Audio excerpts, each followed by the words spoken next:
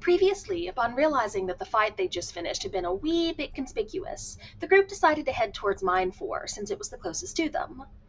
As they got ready to leave the woods and head into the open area around the mine, they noticed several aerial patrols. They instead decided to head for the river. They moved along the edge of the forest, getting as close as they could to the water.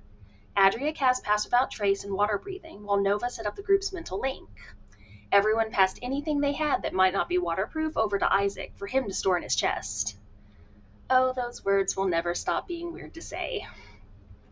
Once all spells had been cast and items put in place, the group made a beeline for the river and jumped in.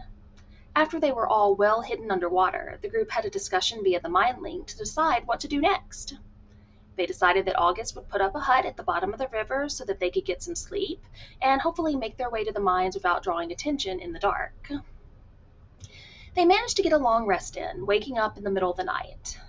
While 2 of the 3 moons in the sky were bright and mostly full, there were clouds giving them coverage.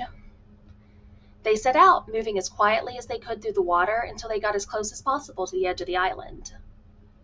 Nova connected everyone's minds again, and they prepared to start ferrying people back and forth between there and the hidden door that several of the others had found a few days earlier.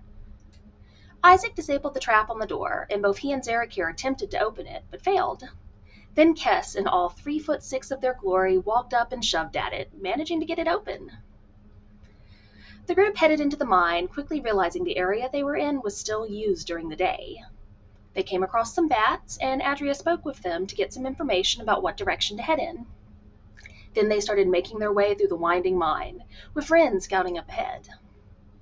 As he arrived at a crossroads, something thick and slimy dropped down onto his arm, oozing down it. He looked up just as something dropped from the ceiling down on top of him. And that is where we left off.